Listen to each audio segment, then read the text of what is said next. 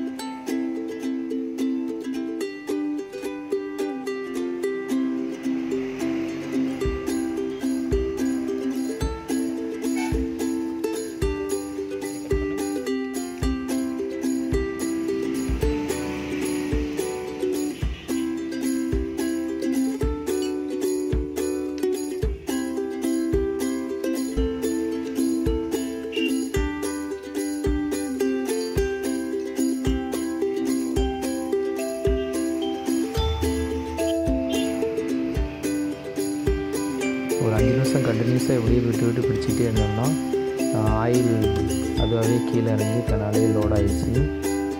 Break ஒரு கரெக்டாக ஒரு 2 மினிட்ஸ்லேயே ஆயில் எல்லாமே இறங்கிடுச்சு. பிரேக் பிடிச்சிடுச்சு. Okay friends.